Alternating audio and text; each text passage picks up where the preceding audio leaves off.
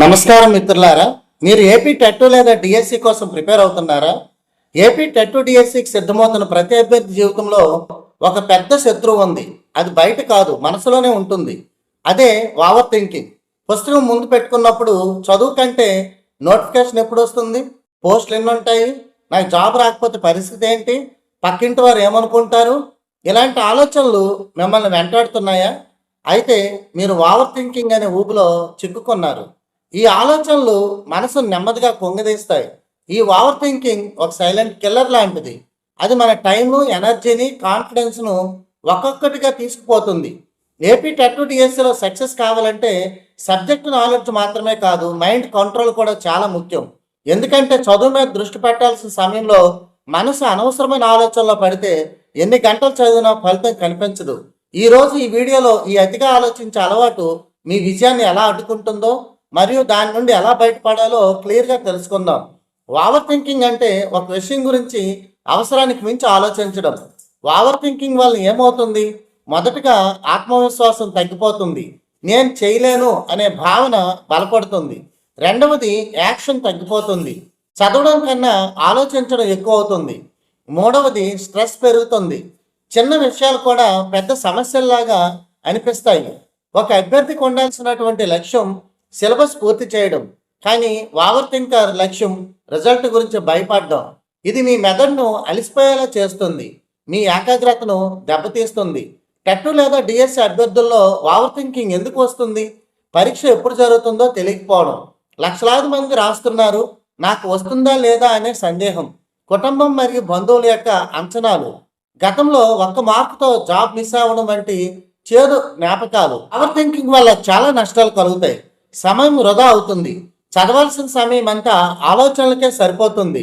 నిర్ణయ రాహిత్యం, ఏ సబ్జెక్టు మొదలు పెట్టాలో తెలియక గందరగోళం చెందుతారు. ఆత్మవిశ్వాసం తగ్గిపోతుంది, ఆలోచించే కొద్దీ మీలోని లోపాలే మీకు ఎక్కువగా కనిపిస్తాయి. ఓవర్ థింకింగ్ పూర్తిగా పోదు, కానీ దాన్ని పాజిటివ్ థింకింగ్గా మార్చుకోవచ్చు. నాకు రాదు అనే ఆలోచన వచ్చినప్పుడు నేను నేర్చుకుంటున్నాను, నాకు వస్తుంది అని మార్చండి. మీరు ఇప్పుడు ఫీల్ అవుతున్న స్ట్రెస్, భయము, సందేహం ఇవన్నీ తాత్కాలికం. మానసిక ఒత్తిడి వలన తలనొప్పి, నిద్రలేమి వంటి సమస్యలు వస్తాయి. ఓవర్ థింకింగ్ను జయించే మార్గాల గురించి తెలుసుకుందాం. వర్తమానంలో జీవించండి, రేపేమవుతుందో ఎవరికి తెలియదు. మీ చేతుల్లో ఉన్నది కేవలం ఈరోజు మాత్రమే. ఈరోజు మీరు అనుకున్న షెడ్యూల్ పూర్తి చేశారా లేదా అన్నదే ముఖ్యం. రేపటి రిజల్ట్ గురించి ఈరోజే భయపడడం మంచిది కాదు. యాక్షన్ ఓరియంటెడ్గా ఉండండి. ఆలోచనలు ఆగిపోవాలంటే పని మొదలు పెట్టాలి. ఖాళీగా ఉన్నప్పుడే ఆలోచనలు వస్తాయి. పుస్తకం తీసి ఒక టాపిక్ చదవడం ప్రారంభించండి. మీ మెదడు పనిలో నిమగ్నమైపోతే ఆలోచనలకు తావుండదు. కంట్రోల్ చేయగలిగే వాటిపై దృష్టి పెట్టండి. నోటిఫికేషన్ రావడం, పోస్టుల సంఖ్య ఇవి మీ చేతుల్లో లేవు. మీ చేతుల్లో ఉన్నది కేవలం చదవడం మరియు ప్రాక్టీస్ చేయడం. మీ పరిధిలో లేని విషయాల గురించి ఆలోచించడం మానేయండి. సోషల్ మీడియాకు కాస్త దూరంగా ఉండండి.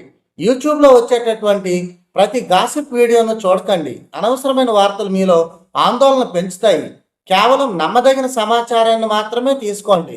చిన్న చిన్న లక్ష్యాలు పెట్టుకోండి. మొత్తం డిఎస్సి సిలబస్ చూస్తే భయం వేస్తుంది. దాన్ని చిన్న చిన్న భాగాలుగా విడగొట్టండి. ఈ గంటలో నేను ఈ 5 పేజీలు చదవాలి అంతే.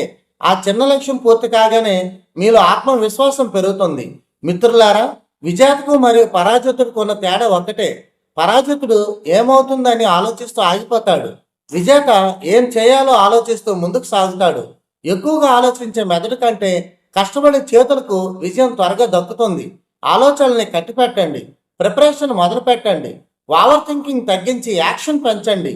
మీ విజయం ఖచ్చితంగా మీ ముందే ఉంటుంది. మీరు చేయగలరు, మీరు సాధిస్తారు, ఇదే నిజం. మీ లక్ష్యం టీచర్ కొలువు. ఆ లక్ష్యం వైపు అడుగు వేయండి.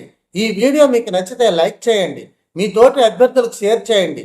మరిన్ని మోటివేషనల్ వీడియోల కోసం మన ఛానల్ని సబ్స్క్రైబ్ చేసుకోండి. All the best.